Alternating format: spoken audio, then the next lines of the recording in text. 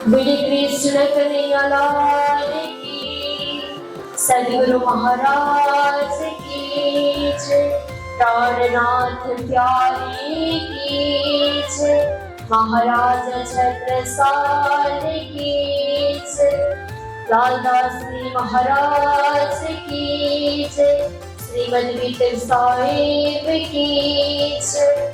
जय जय श्री राधे श्याम, जय जय श्री राधे श्याम। प्रणाम। आइए हम श्री राजी महाराज की वित्तक, जो हमारे राजी महाराज इस संसार में आकर हमें किस रूप में आकर जगा रहे हैं। हम आए थे ब्रजराज में, फिर अब आए हैं जागने की ब्रह्मांड में। तो इस जागने के ब्रह्मांड पर हमारे ऊपर सद्गुरु महाराज, राजी महाराज ऐसी कृपा बना रहे हैं जिनके माध्यम से हम परमात्मा से जुड़ रहे हैं। ये वित्तक के माध्यम से हम परब्रह्म परमात्मा हम धनी साक्षात श्री कृष्ण के चरण पर जुड़ रहे हैं। इस बाणी ने हमें सत्मार्ग की प्रेरणा करती है, जिन माध्यम से हम सत्य राह पर चल सके, हमारे जीवन में अनुशासन की घड़ी पालन हो जाए,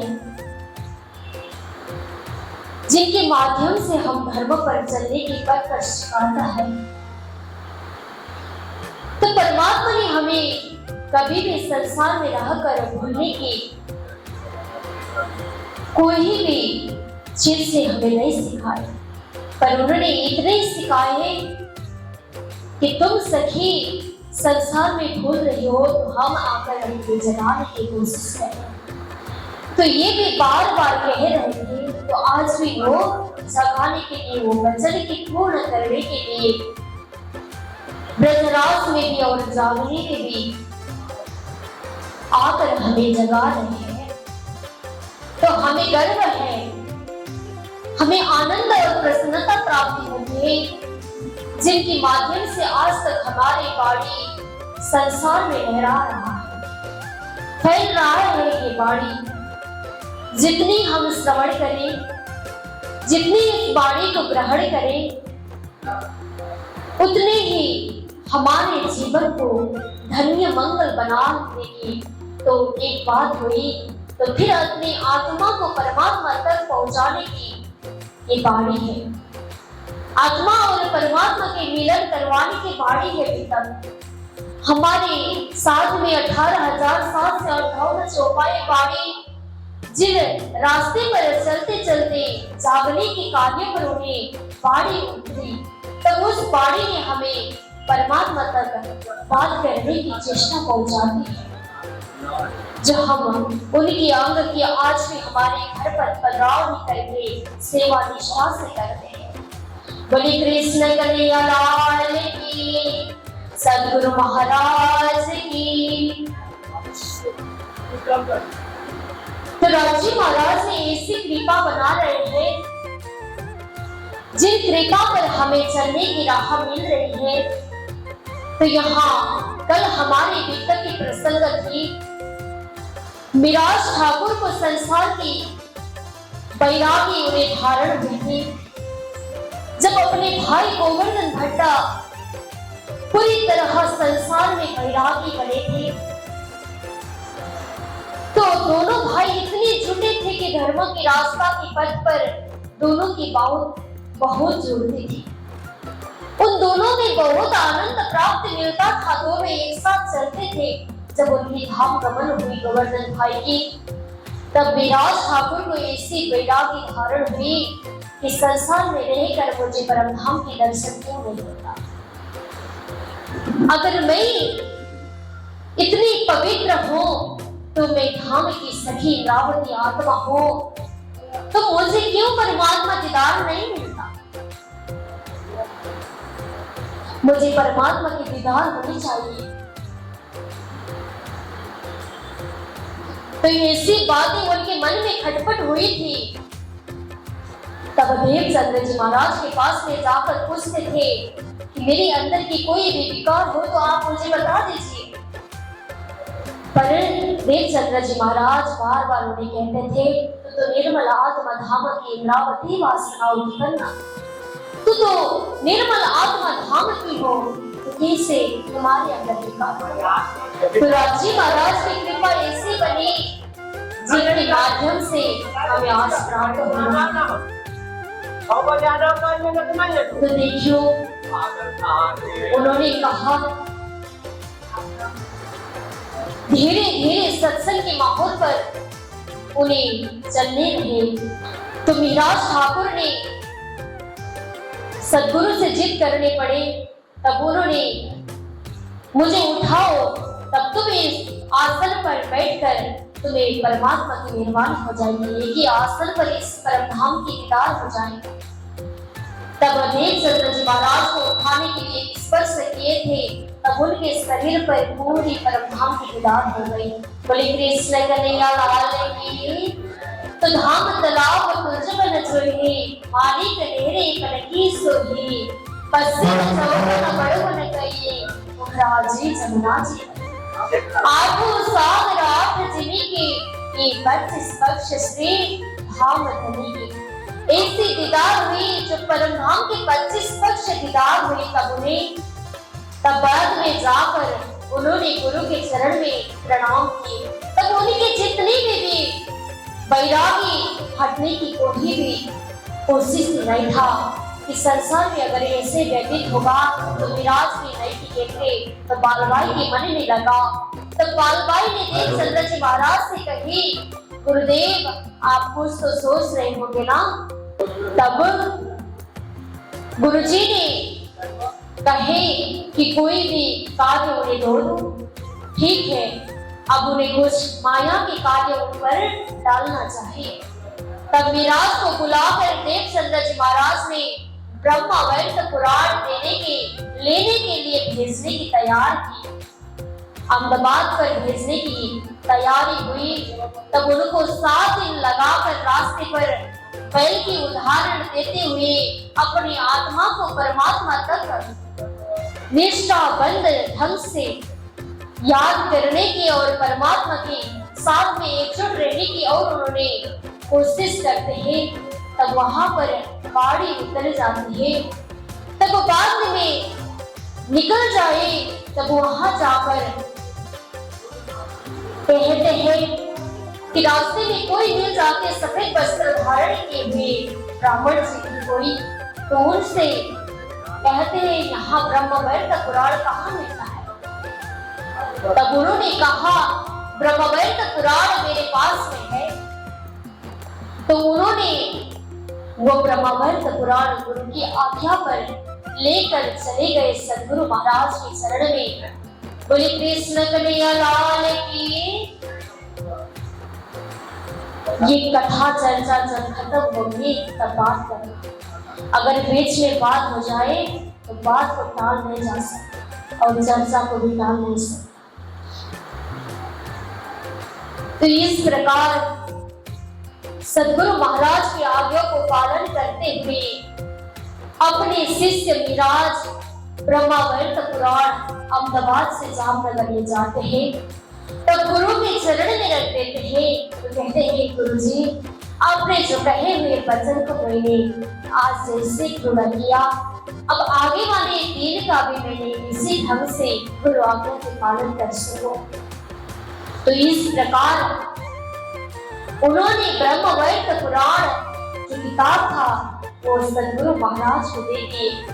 तब फिर सदगुरु महाराज ने उन्हें ऐसी भावना के साथ में फिर माया की कोई काम करवा दे तो फिर उसमें जागरण ही हो जाए।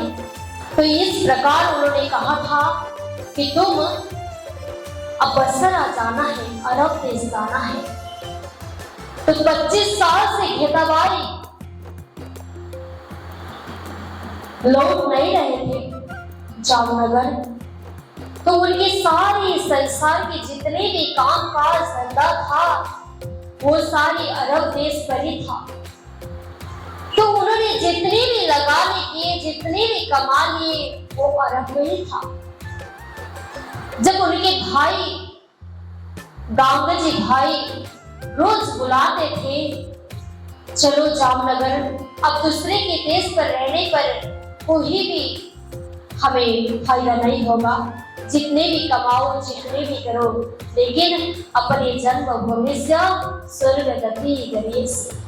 इस प्रकार अपने जन्म की दाता जो जन्म की धरती है उसकी ममता होती है, जितने वो दूसरे देश पर नहीं होगी गुरु। तो तुम लौटना चाहिए जामनगर। तो बार बार समझाते थे पर भी वो आने की कोई भी चेहरा नहीं दिखाते थे। तो विराज को कहा गया, सदगुरु महाराज ने कहे कि विराज तुम यहाँ से जाकर हिंदवाई की जागनी भी करना।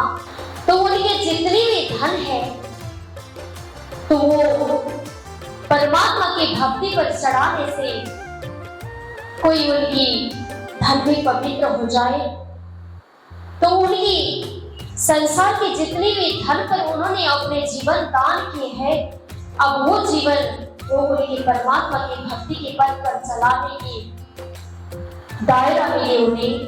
तो ऐसी भावना के साथ में सदगुरु महाराज अपने राज को ऐसे जागृति के कार्य को देते हुए संसार के कार्यभार में सौंप रहे थे। बोले कृष्ण कन्हैया लाल की।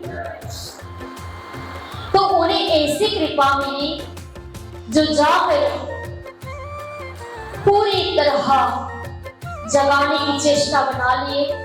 सदगुरु महाराज के दिल पर भी ये बात लगी कि बालबाई सही कह रही है, तो क्यों ना हम मिराज को ना भेजें। तो मिराज को सदगुरु महाराज ने पास में बुलाकर सारी बात कहे कि वो कब से घर न लौटे, अब उनको लौटाना भी है घर पर। तो अपनी जन्मभूमि पर उनको लौटाने के बाद में वो आध्यात्मिक भी हो जाएंगे।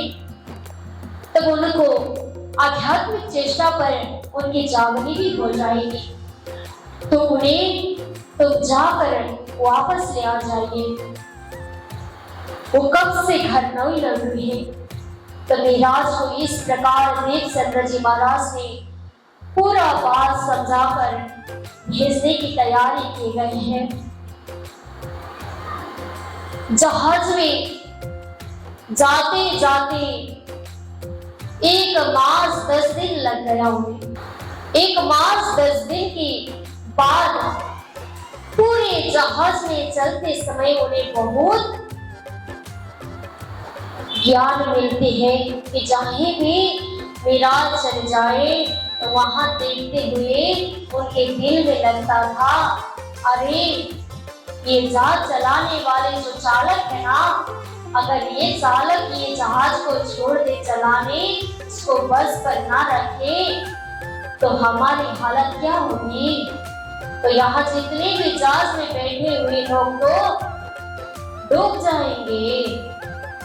तो उन्हें तो अगर सो जाए तो सबकी जान तो क्या है जोखिम में पड़ जाएगा।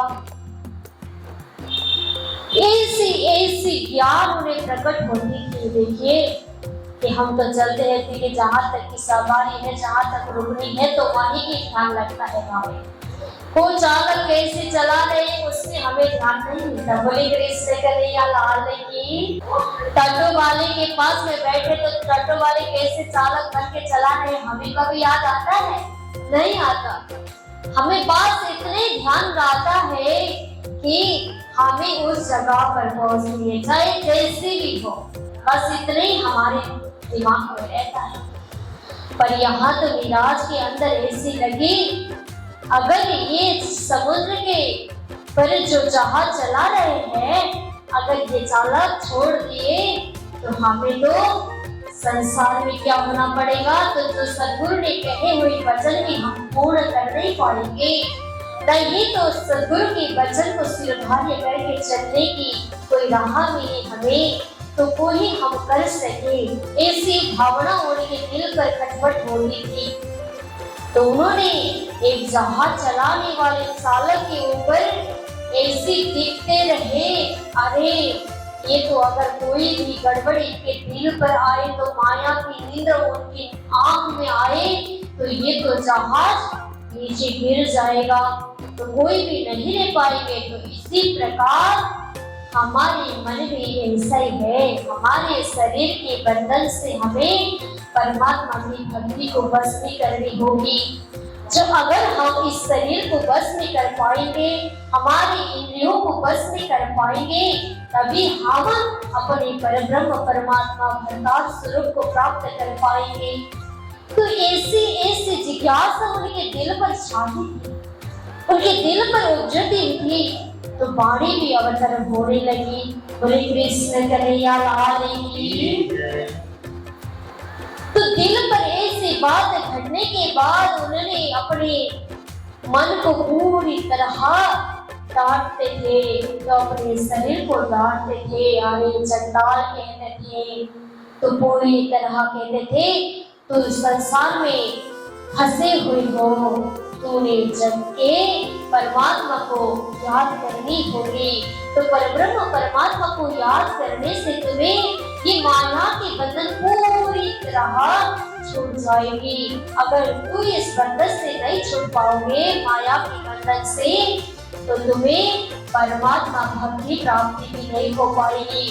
तो जिस ढंग से भी हो, मैं इंद्रावती की वासना हो, तो मेरे परब्रह्म परमात्मा को हमें हमेशा इधर रहनी चाहिए। तो हमेशा परमात्मा की सानिध्य हमें मिलना चाहिए, तभी तो सद्गुरु ने कही हुई वचन को हम पूर्ण कर पाएंगे। तो ऐसे ऐसे पवित्र धारण के साथ में उनकी वचन की वाणी पूरी तरह प्रकट हो जाती थी। तो रास्ते में चलते चलते उन्हें कहाँ पहुंच गए?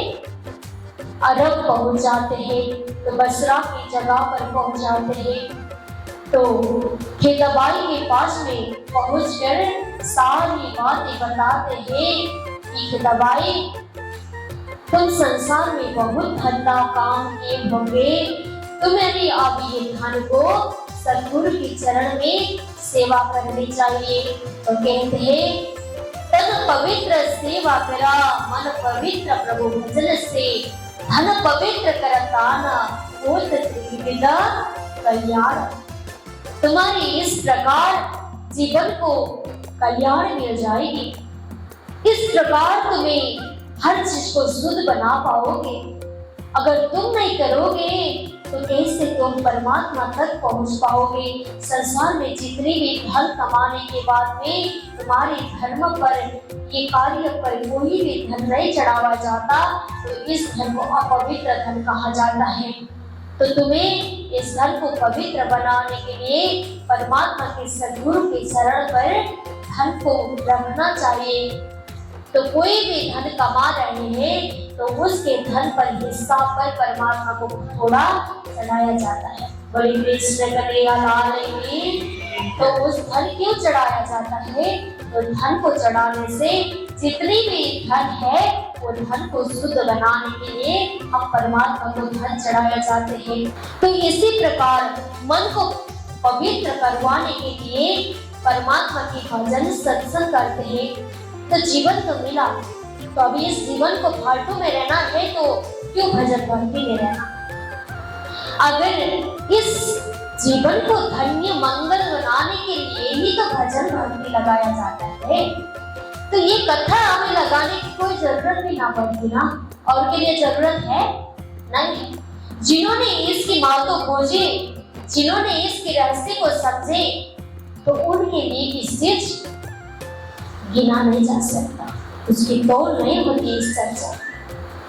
तो इसी प्रकार अपने भजन में मन लगाने से, परमात्मा की भक्ति पर मन लगाने से हमारी मन शुद्ध बन जाएगी, पवित्र बन जाएगी।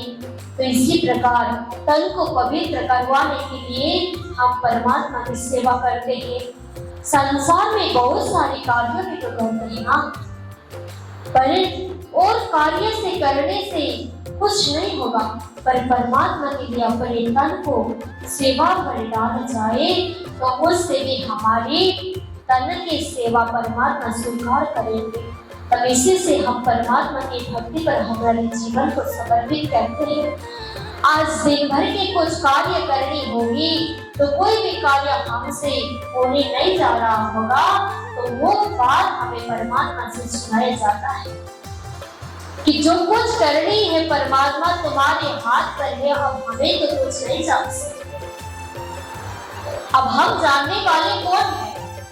तो इस प्रकार हमें राजी महाराज से हमारी विनती चढ़ाई जाती है। तो दिन भर के जितने भी कार्य को पूर्ण करने है तो आपके ऊपर सौंप दिए है, तो आप जो कुछ करोगे हमें आपके शरण में है। तो इस प्रकार खेतबाई को मिराज ने समझा रहे हैं। तो खेतबाई ने कहा मैंने जितने भी धन कमाए हैं, जो जितना भी धन कमाए के रखा है वो धन पवित्र नहीं है मिराज। जो धन कमाए है मैंने किसी से ज्यादा ब्याज न लिया होगा, ब्याज में ब्याज बढ़ाते जाए होंगे,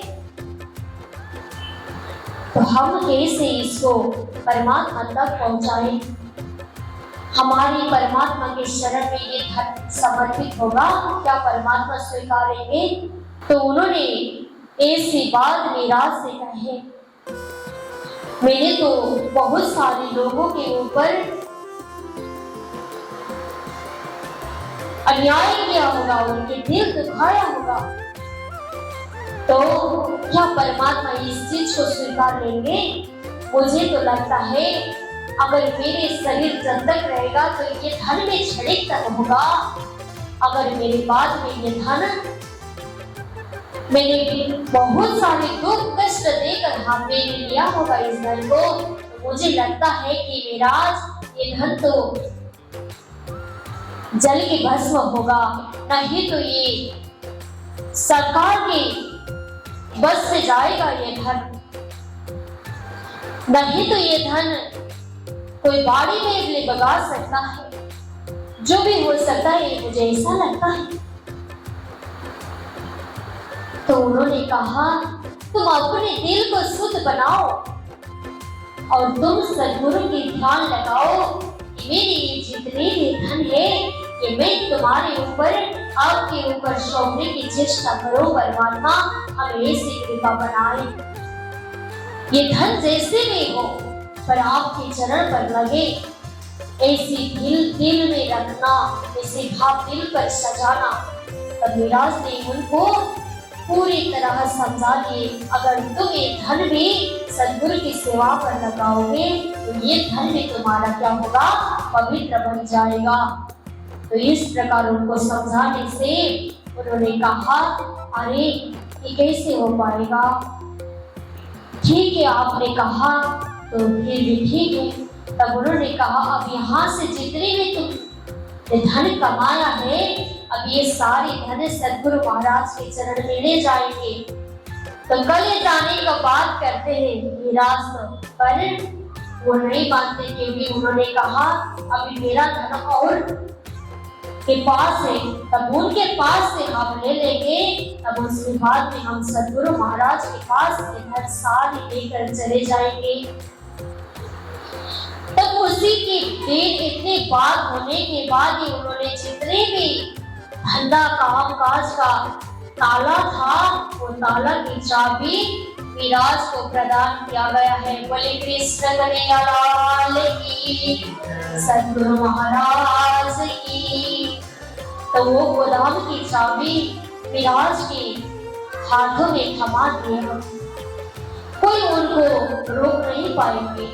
तब उन्होंने कहा मिराज ने भी खुश होकर कहा ठीक है, जब ये धन हमारे पास में इकट्ठा होगा तभी ये धन को सद्गुरु महाराज के चरण में हम समर्पित करने के लिए ले जाएंगे। तब तुम भी यहाँ सब सारे कार्य बंद करके जामनगर रहकर सद्गुरु के चरण की सेवा करोगे। पहले से बात व्यतीत हो गई। आ जाइए एक भजन की श्रवण करते हैं, तब उसके बाद में फिर अपने प्रसंग पर चलते हैं। बोले सद्गुरु महाराज